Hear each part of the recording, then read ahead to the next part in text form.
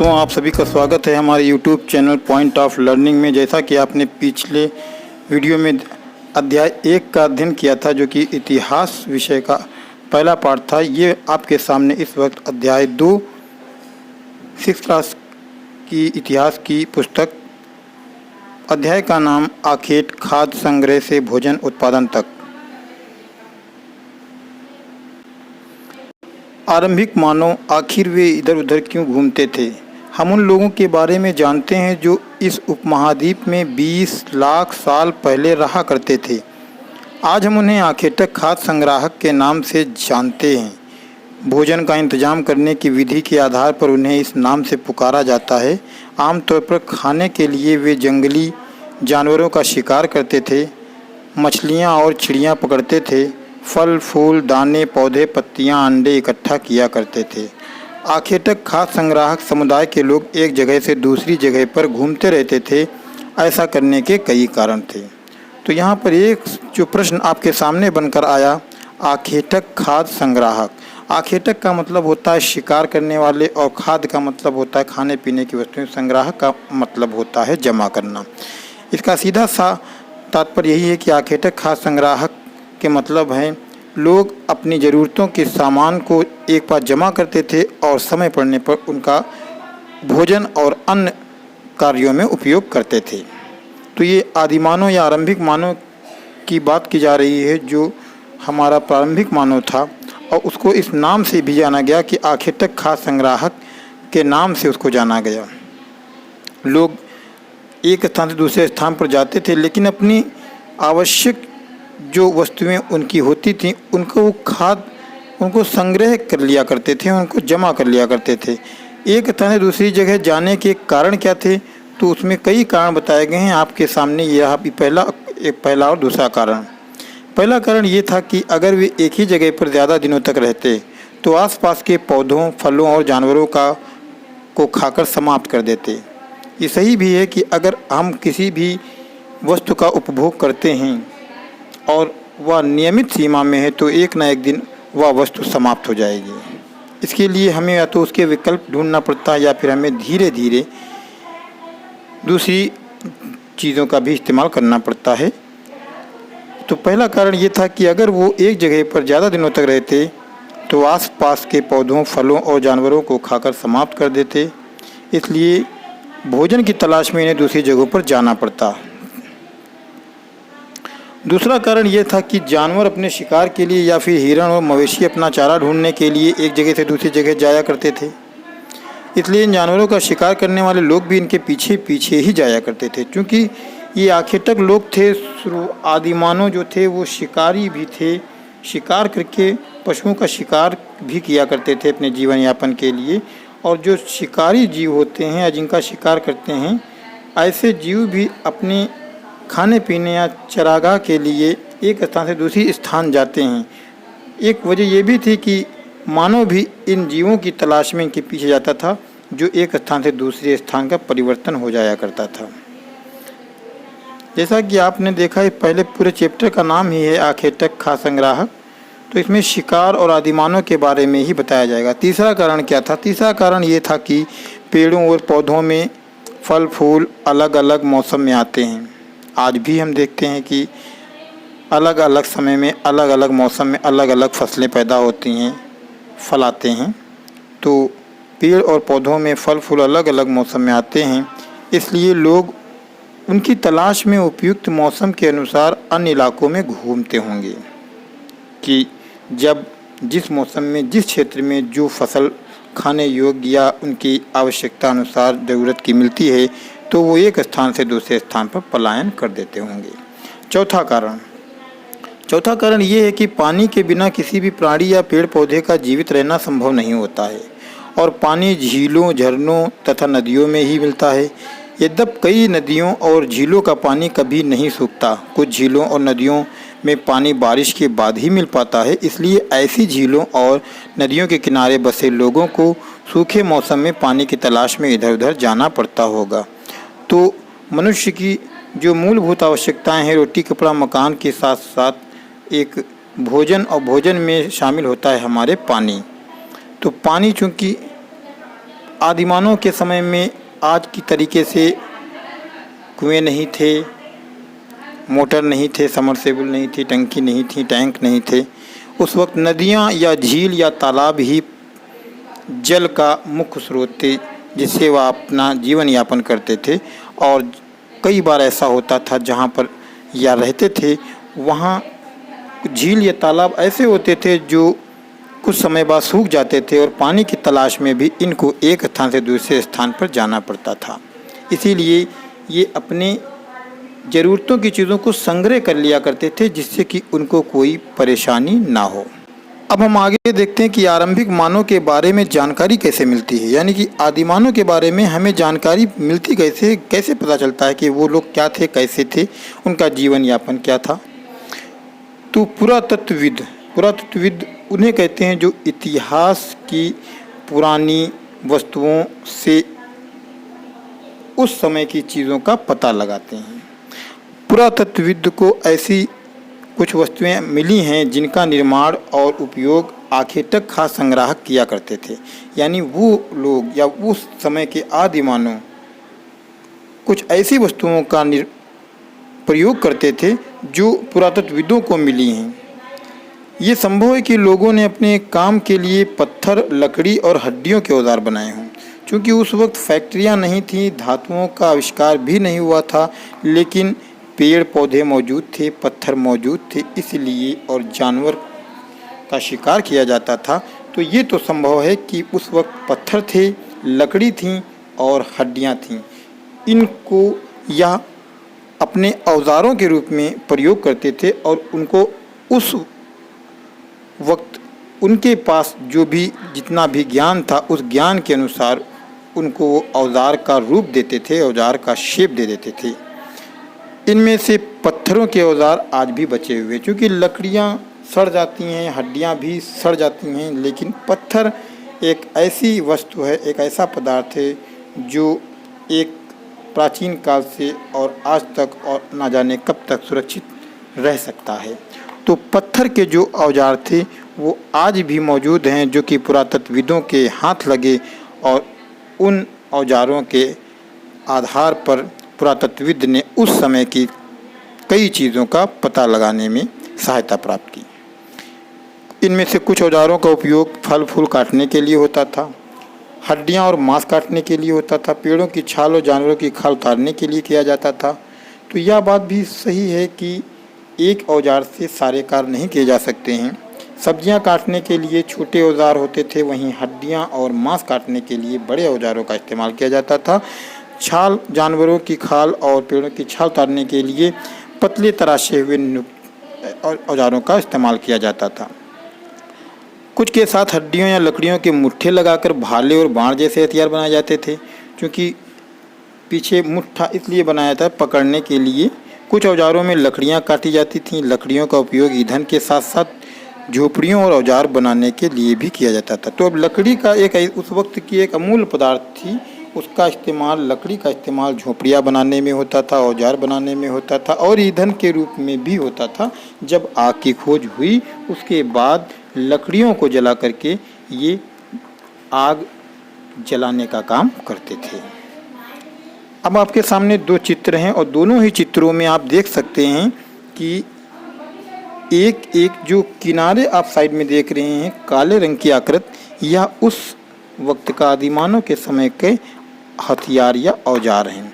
एक में जानवर की खाल सिलते हुए दिखाया जा रहा है कि किस तरीके से इस औजार से सिला जाता था। आप उसकी हाथ की उंगली में देखेंगे कि जो छोटा सा चीज़ अंगूठे के बीच में दिख रहा है वो यही औजार है जो बीच में साइड में खड़ा हुआ है और उसको सिलने की कोशिश की जा रही है। दूसरा है जहाँ पे आप देख सकते हैं कि इससे हम अपने पेड़ों को काटने का काम करते थे, जो कि देखने में एक जैसे हैं लेकिन थोड़ी सी आकृति अलग है और शायद इनके जो आकार हैं उसमें भी बड़ा अंतर होता है।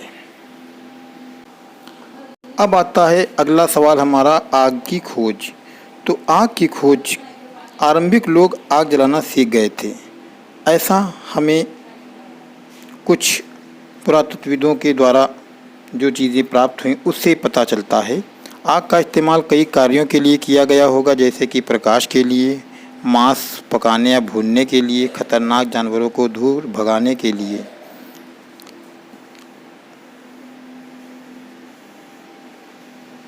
नाम और तिथियां। हम जिस काल के बारे में पढ़ रहे हैं, पुरातत्वविदों ने उनके बड़े बड़े नाम रखे हैं। आरंभिक काल को वे पुरापाषाण काल कहते हैं, क्योंकि जो आदिमानव का काल था वो पुरापाषाण काल ही कहलाता है। और पुरापाषाण काल को भी 3 भागों में बांटा गया है। एक पुरापाषाण काल, एक मध्य पाषाण काल, एक नवपाषाण काल। यानी एक तो पाषाण काल और पाषाण काल इसलिए कहा गया क्योंकि उस समय पत्थरों का ही काल था। सबसे ज़्यादा जो चीज़ें इस्तेमाल की गई वो पत्थरों की इस्तेमाल हुई, औजार भी पत्थरों के और बाकी सी चीज़ें भी पत्थरों का ही प्रयोग सबसे ज़्यादा अधिकता से किया गया। और 3 पार्टों में उसको बांट दिया गया, जिसमें पहला पुरापाषाण काल, ये बहुत सबसे प्राचीन काल, पत्थरों का काल। दूसरा मध्य पाषाण काल, जो कि थोड़ा सा विकसित हुआ। और तीसरा नवपाषाण काल, जो कि काफ़ी हद तक विकसित हो चुका था। तो पुरापाषाण काल में ही आग की खोज हुई, और नवपाषाण काल में जो सबसे महत्वपूर्ण खोज मानव की थी वह थी पहिए की खोज या पहिए का आविष्कार। यहीं से मानव का जीवन बदलना शुरू हुआ। देखते हैं इसमें कि पुरातत्वविदों ने बड़े बड़े नाम रखे हैं। आरंभिक मानव के काल को वे पुरापाषाण काल कहते हैं। ये 2 शब्दों पुरा और पाषाण से मिलकर बना है। पुरा का मतलब पुराना, प्राचीन होता है, और पत्थर का मतलब होता है, पाषाण का मतलब पत्थर होता है। ये नाम पुरास्थल से प्राप्त पत्थर के औजारों के महत्व को बताता है। पुरापाषाण काल 20 लाख साल पहले से 12,000 साल पहले के दौरान माना जाता है। ऐसा जो उस वक्त की वस्तुएं प्राप्त हुई उनके आधार पर ये समय का निर्धारण किया गया है कि आज से लगभग 20 लाख साल पहले से लेकर के, और पीछे जब हम वापस चले आएंगे तो 12,000 साल तक जो समय गुजरा, यानी आज से 20 साल से 12,000 के बीच में, क्योंकि हम वापस आएंगे ईसा मसीह के जन्म तक, उसके बाद में फिर हमारी तिथियाँ सीधे चलेंगी। तब तक के काल को पुरापाषाण काल कहा गया। उस काल में भी 3 भागों में विभाजित किया गया, जैसा कि मैंने आपको बताया, आरंभिक, मध्य एवं उत्तर। आरंभिक को ही पुरापाषाण काल कहा गया, मध्य को मध्य पाषाण कहा गया, और उत्तर पुरापाषाण को नवपाषाण युग कहा गया। मानव इतिहास की लगभग 99% कहानी इसी काल के दौरान घटित हुई। यानी कि हम जो आज जो भी विकसित अवस्था देख रहे हैं, 99% कहानी इसी काल के दौरान घटित हुई हैं, जिस काल में हमें पर्यावरणीय बदलाव मिलते हैं। उसे मैसोलिथ यानी मध्य पाषाण युग कहा जाता है। इसका समय भी लगभग 12,000 साल से लेकर के 10,000 साल पहले तक माना गया। इस काल के पाषाण औजार आमतौर पर बहुत छोटे होते हैं, यानी कि पुरापाषाण काल में भद्दे, बड़े, टेढ़े इस तरीके के थे, लेकिन मध्य पाषाण काल में औजारों में काफ़ी सुधार हो चुका था, सुडौल हो चुके थे, छोटे हो चुके थे। लेकिन नवपाषाण युग के जो औजार थे वो सबसे ही ज़्यादा सुंदर, नुकीले, छोटे, तराशे हुए, बहुत ही अलग तरीके के मौजूद थे। अगले युग की शुरुआत लगभग 10,000 साल पहले होती है। इसे नवपाषाण युग कहा जाता है। नवपाषाण का क्या मतलब होता है? तो नवपाषाण काल का मतलब यही है कि जब पुरापाषाण और मध्य पाषाण काल में विकास बढ़ता गया और पहिए का आविष्कार हुआ, उसी को नवपाषाण काल कहा गया। बदलती हुई जलवायु।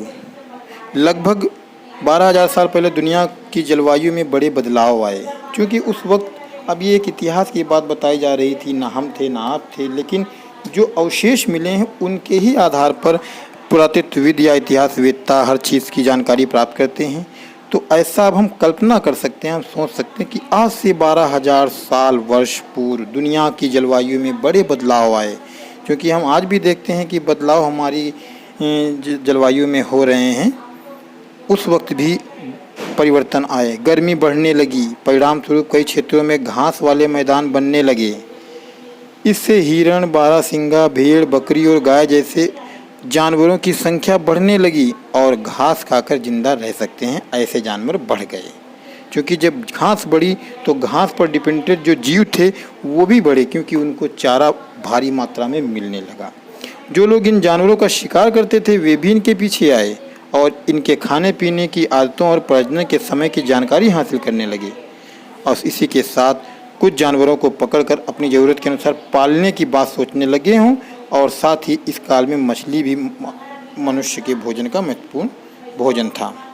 तो चूँकि जब जानवरों के पीछे शिकार के लिए आए, लेकिन जब देखा इसमें से कुछ जानवर जैसे कि गाय है, भैंस है और कुत्ता है, ये तो जानवर इनके काम के थे, तो क्यों ना इनको पालतू पशु बना लिया जाए। और मानव ने इनको पालतू पशु बनाया, इनकी जानकारी ली और धीरे धीरे ये मनुष्य के साथ उसने अपने खेती भी की। खेती के साथ साथ उसने पशुपालन, जैसा खेती के लिए तो आपने पिछले ही अध्याय में पढ़ा, उसने जौ, गेहूं और चावल जैसी फसलें मनुष्य ने पैदा की।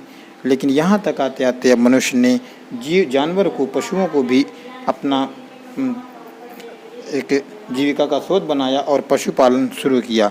इसी के साथ खेती और पशुपालन की शुरुआत होती है। इस उपमहाद्वीप में अगर हम देखें, भिन्न भिन्न इलाकों में गेहूं और जौ और धान जैसे अनाज प्राकृतिक रूप से उगने लगे थे। दोस्तों यही बात एक ध्यान देने वाली है कि धान, जौ, गेहूं आज तमाम तरीके की कंपनियां बीज बनाती हैं, लेकिन यहाँ इतिहास क्या बता रहा है कि सभी ये चीज़ें प्राकृतिक रूप से उगने लगीं, यानी अपने आप ज़मीन पर उगने लगीं। शायद महिलाओं, पुरुषों, बच्चों ने इन अनाजों को भोजन के लिए बटोरना भी शुरू किया, क्योंकि ये ऐसी अनाज थी जो उस वक्त देखा और इसको उन्होंने भोजन के रूप में इस्तेमाल किया।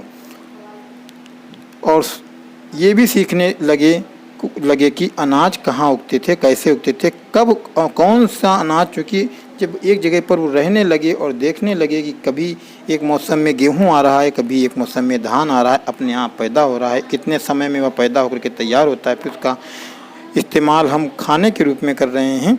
इस तरीके से उन्होंने ऐसा देखा और सीखा और इसके बाद में उन्होंने ऐसा करते करते इन लोगों ने अनाज को खुद पैदा करना सीखा होगा।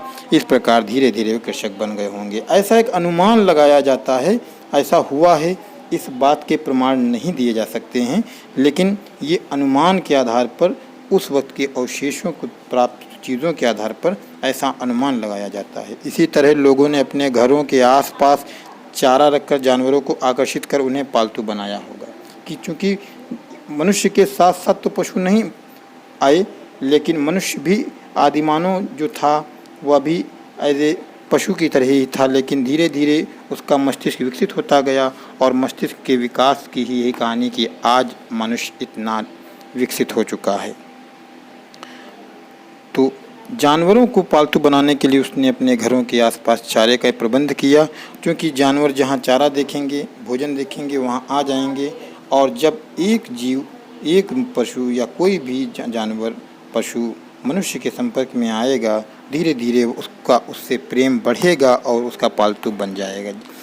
पालतू बनाया वह कुत्ते का और सबसे पहला जो मनुष्य ने ये सवाल एक नंबर का बहुत ही महत्वपूर्ण सवाल है, जो कि कंपटीशन में अक्सर पूछा जाता है कि मनुष्य ने सबसे पहले किस जानवर को, किस पशु को पालतू बनाया। तो सबसे पहले मनुष्य ने जिस पशु को पालतू बनाया वो कुत्ता था। सबसे पहले जिस जंगली जानवर को पालतू बनाया गया वो कुत्ते का जंगली पूर्वज था। धीरे धीरे लोग भेड़ और बकरी और गाय जैसे जानवरों को भी पालने लगे, अपने घरों के नज़दीक आने के लिए उत्साहित करने लगे। ऐसे जानवर झुंड में रहते थे और ज़्यादातर घास खाते थे। अक्सर लोग अन्य जंगली जानवरों के आक्रमण से इनकी सुरक्षा भी किया करते थे और इस तरह धीरे धीरे वे पशुपालक भी बन गए होंगे, ऐसा एक अनुमान लगाया गया। क्योंकि ये गाय, भेड़, बकरी, इस तरीके के जानवर मनुष्य अपने काम के लिए पालता था, क्योंकि इनसे दूध भी मिलता था, मांस भी मिलता था, खाल भी मिलती थी। तो ये सभी चीज़ें थीं, और जब इतनी चीज़ें, इतने फ़ायदे, इतने लाभ मनुष्य लेता था, तो इन जानवरों को खतरा जंगली जानवरों से भी था, तो उनसे इनकी सुरक्षा मनुष्य खुद करता था। इस तरीके से मनुष्य ने कृषि भी सीखी और पशुपालन भी सीखा होगा, ऐसा अनुमान लगाया जाता है।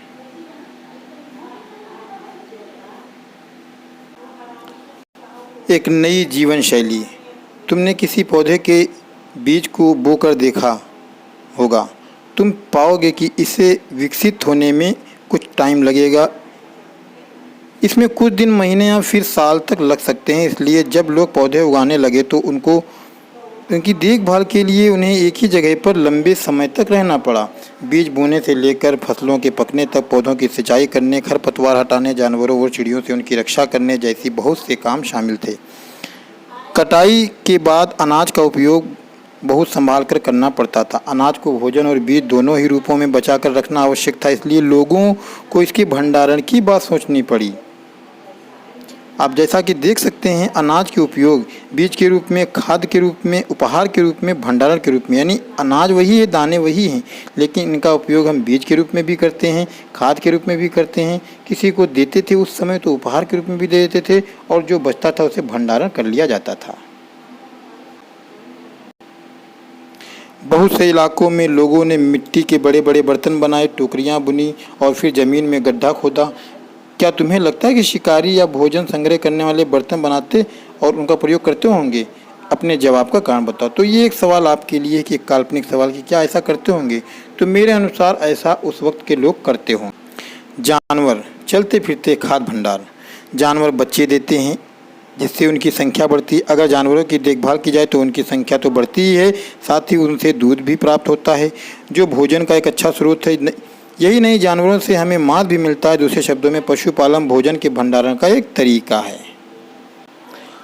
अब चूंकि मनुष्य के विकास की कहानी आपने पिछले अध्याय में देखा कि उसने कैसे फसलों की खोज उसके सामने हुई, और उसके बाद में इसमें आपने देखा कि किस तरीके से उसने खेती और पशुपालन की तरफ वह बढ़ा। अब यहाँ पर आता है कि मनुष्य चूँकि घुमक्कड़ था, चलता था, फिरता था इधर से उधर, एक स्थान से दूसरे स्थान पर, लेकिन फिर एक समय ऐसा है जब वो स्थायी रूप से एक जगह पर रहने लगा। यहीं से होती है नगरों की शुरुआत, जब नगर बसने शुरू हुए। पुरातत्वविदों को कुछ स्थलों पर झोपड़ियों और घरों के निशान मिले हैं। कुछ ऐसी जगह हैं जहाँ पे झोपड़ियाँ या घर के निशान मिले, संकेत मिले कि यहाँ पे कोई झोपड़ियाँ घर रहे होंगे। जैसे कि बुर्ज होम, वर्तमान कश्मीर में ये स्थान है। बुर्ज होम के लोग गड्ढे के नीचे घर बनाते थे जिन्हें गर्तवास कहा जाता था। अब यहाँ से सवाल सुनिएगा कि बुर्ज होम किस प्रदेश की जगह पर है? कश्मीर में है। गर्तवास क्या होता था? जो मकान गड्ढे के अंदर बनाए जाते थे उसे गर्तवास कहा जाता था।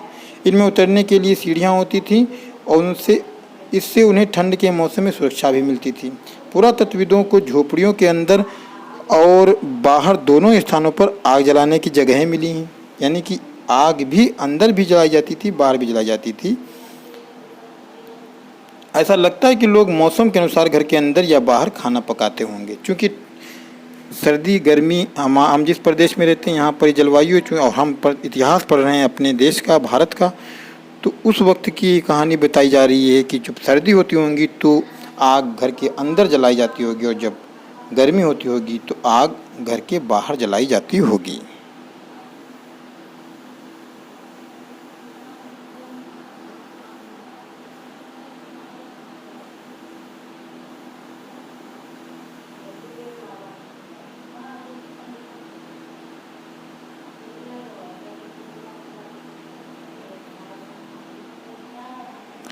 बहुत सी जगहों से पत्थर के औजार भी मिले हैं। इनमें से कई ऐसे हैं जो पुरापाषाण युगीन उपकरणों से भिन्न है, इसलिए इन्हें नवपाषाण युग माना गया है। इनमें वे औजार भी हैं जिनकी धार को और अधिक पैना करने के लिए उन पर पालिश चढ़ाई जाती थी। ओखली और मूसल का प्रयोग अनाज तथा वनस्पतियों से प्राप्त अन्य चीज़ों को पीसने के लिए किया जाता था। आज हजारों साल भी ओखली और मूसल का प्रयोग अनाज पीसने के लिए किया जाता है। गाँवों में आज भी इनका इस्तेमाल हो रहा है। उसी तरह प्राचीन प्रस्तर युगीन औजारों का निर्माण और प्रयोग लगातार होता रहा। कुछ औजार हड्डियों से भी बनाए जाते थे। अब आप देख सकते हैं यहाँ के ऊपर कुछ नवपाषाण युग के कुछ उपकरण। ये नवपाषाण युग के उपकरण हैं। देखने में हमें तो आज अगर हम देखें तो इन्हें सिर्फ पत्थर कहेंगे, लेकिन ये उस समय के औजार थे पुरापाषाण युग के, जिनका इस्तेमाल वह अपने कामों में किया करते थे। नवपाषाण युग के पुरास्थलों से कई प्रकार के मिट्टी के बर्तन मिले हैं। कभी कभी इन पर अलंकरण भी किया जाता था। तो मिट्टी के बर्तन जो मिले वो नवपाषाण काल में मिले हैं, यानी कि आग की खोज पुरापाषाण काल में हुई, लेकिन पहिए का आविष्कार नवपाषाण काल में हुआ। जब पहिए का आविष्कार हुआ तो मानव ने कुम्हार का चाक बनाया और परिवहन के लिए पहिया बना आने जाने के साधन में भी विकास हुआ। साथ ही उसने कुम्हार का चाक बनाया जिससे बर्तन बनाने शुरू किए। कभी कभी इन पर अलंकरण भी किया जाता था। बर्तनों का उपयोग चीज़ों को रखने के लिए किया जाता था। धीरे धीरे लोग बर्तनों का उपयोग खाना बनाने के लिए भी करने लगे, क्योंकि अब सामान जो रखता था अनाज खाद्य सामग्री उसको भी बर्तन में रखते थे। लेकिन बाद में उसको वो उसमें बर्तन भी बनाने लगे। चावल गेहूँ तथा दलहन जैसे अनाज अब आहार का महत्वपूर्ण हिस्सा बन गए। अब वो उसको पकाकर खाने लगे। इसके साथ साथ अब लोग कपड़े भी बुनने लगे। इसके लिए कपास जैसे आवश्यक पौधे उगाए जा सकते थे। क्या ये परिवर्तन हर जगह एक साथ ही आए होंगे? ऐसी बात नहीं है। एक तरफ जहाँ कई जगहों पर स्त्री पुरुष शिकार और भोजन संग्रह करने का काम कर रहे थे, वहीं अन्य लोगों ने हजारों सालों के दरमियान धीरे धीरे खेती और पशुपालन को अपना लिया। बहुत जगह लोग मौसम के मुताबिक बदल बदल कर अपनी जीविका चलाया करते थे। तो ये बात सत्य है कि पूरे संसार में एक साथ इतिहास में परिवर्तन नहीं आए होंगे, क्योंकि आज भी हम देखें तो धरती के हिस्से पर कई ऐसी जगहें हैं, दुर्गम जगहें हैं, जहाँ आज भी लोग आदिवासियों का जीवन जी रहे हैं, आदि मानव के जैसा ही जीवन जी रहे हैं। वह आज भी संसार की आज की विकसित सभ्यता से बहुत कोसों दूर हैं। अब देख सकते हैं ये उस समय का एक बर्तन है कि क्या तुम कल्पना कर सकते हो कि इस बात में क्या रखा होगा। तो ऐसे बर्तन हम अपने यहाँ आज भी देखते हैं, क्योंकि मिट्टी के बर्तन का ही एक आधुनिक रूप धीरे धीरे हमारे सामने आता गया, जो धातुओं ने ले लिया। लेकिन बर्तनों की बनावट आज भी वही है जो उस समय के मानव ने बनाई थी। मेहरगढ़ में जीवन और मृत्यु। तो अभी हम आपको एक मैप दिखाएंगे जिसमें मेहरगढ़ भी दिया हुआ है। मेहरगढ़ प्राचीन कालीन एक स्थान था। ये ईरान जाने वाले सबसे महत्वपूर्ण रास्ते बोलन दर्रे के पास एक हरा भरा समतल स्थान है। मेहरगढ़ संभवतः वो स्थान है जहाँ के स्त्री पुरुष ने इस इलाके में सबसे पहले जौ गेहूँ उगाना और भेड़ बकरी पालना शुरू किया। यानी आरंभिक मानव के समय की बात है, उस वक्त मेहरगढ़ वजूद में हुआ करता था। यहाँ विभिन्न प्रकार के जानवरों की हड्डियाँ मिली। इनमें हिरण और सुअर जैसी जंगली जानवरों तथा भेड़ और बकरियों की हड्डियाँ भी मिली। तो इससे पता चलता है कि इस तरीके के पशु मनुष्य के साथ रहते थे। मेहरगढ़ में इसके अलावा चौकोर तथा आयताकार घरों के अवशेष भी प्राप्त हुए हैं। यानी खुदाई में हमें वहाँ पे आयताकार और वर्गाकार तरीके के मकान मिले हैं, जिनमें से कुछ संभवतः भंडारण के काम आते होंगे, यानी कि खाद्य सामग्री रखने के, अनाज रखने के काम आते होंगे। मृत्यु के बाद क्या होता था? तो मृत्यु के बाद सामान्यतः मृतक के सगे संबंधी उसके प्रति सम्मान जताते थे। लोगों की आस्था ये थी कि मृत्यु के बाद भी जीवन होता है। जैसा कि हम आज अगर ईश्वर को मानने वाले लोग हैं, आस्तिक लोग हैं, तो उस ज़माने में भी, उस समय भी लोग ये मानते थे कि मृत्यु के बाद भी जीवन होता है। इसीलिए कब्रों में मृतकों के साथ कुछ सामान भी रखे जाते थे। इसका आगे हम देखें, इससे पहले यहाँ पर मेहरगढ़ के घर का एक चित्र जो कि लिया गया हुआ, ऊपर से एक नक्शा लिया गया हुआ। तो देखने में तो आधुनिक काल के मकान जैसा ही लग रहा है। मेहरगढ़ के घर शायद ऐसे दिखते हों। अब देखते हैं यहाँ पे, क्योंकि कुछ तो इसीलिए कब्रों में मृतकों के साथ कुछ सामान रख दिए जाते थे, क्योंकि आगे जीवन है, मृत्यु के बाद सम्मान प्रकट करते थे। ऐसी कई कब्रें मिली हैं मेहरगढ़ में कि एक कब्र में एक मृतक के साथ एक बकरी को भी दफनाया गया था। संभवतः इसे परलोक में मृतक के खाने के लिए रखा गया होगा। अब ये सोचिए, ये सोच थी कि आपके सामने एक चित्र दिया हुआ है कि मृतक के साथ उसकी बकरी को भी दफना दिया गया। मृतक के साथ एक बकरी को भी दफनाया गया, और इसलिए कि इसे परलोक में मृतक खाने के लिए रखा गया है। कि जब यहाँ तो नहीं रह गया, लेकिन अब जब कहीं ये जहाँ से जा रहा है तो उसके बाद में अब इसे परलोक में भूखा ना रहना पड़े। तो आप देख सकते हैं, एक तरफ एक कंकाल है और दूसरी तरफ एक काले रंग की जो कंकाल दिख रही है वो बकरी का कंकाल है नीचे। तो ये था हमारा अध्याय 2 क्लास 6 की इतिहास पुस्तक का जो आप अध्ययन कर रहे हैं। दोस्तों, इसके बाद हमारा अब तीसरा अध्याय आएगा, और तीसरा अध्याय जो कि है आरंभिक नगर। यानी कि आप अगर स्टेप टू स्टेप देखेंगे तो यहाँ पर आप पाएंगे कि पहला अध्याय कब, कहाँ और कैसे, जहाँ पे मनुष्य ने कुछ अनाजों की खोज की। दूसरा अध्याय आखिर खास संग्रह से उत्पादन तक, यानी कैसे वह एक संग्राहक चीज़ों को जमा करने वाला था और उत्पादन तक पहुंचा, कैसे उसने फसलों को उगाना शुरू किया, पशुओं को पालना शुरू किया। क्योंकि अभी इस चैप्टर में भी आप देख चुके हैं कि एक जगह पर आखिरी में आकर मनुष्य रुक गया, स्थायी नगर बनने शुरू हो गए। तो आरंभिक नगरों की शुरुआत कैसे हुई, यहीं से शुरू होगा ये चैप्टर, हमारा तीसरा अध्याय। उम्मीद है कि आपको वीडियो अच्छी लगी होगी। दोस्तों, अगर आपको वीडियो अच्छी लगी हो, आप हमारे चैनल पर नए हों, तो आप हमारे चैनल को सब्सक्राइब कर दें, अपने दोस्तों में वीडियो शेयर कर दें, वीडियो को लाइक कर दें। और अगर आपको और कोई भी चीज़ जानकारी चाहिए जिस समझ में ना आई हो, तो आप कमेंट बॉक्स में हमें कमेंट कर सकते हैं। हम आपकी हर समस्या का समाधान अपने चैनल के माध्यम से करेंगे। देखते रहिए पॉइंट ऑफ लर्निंग। मिलते हैं अगले चैप्टर में।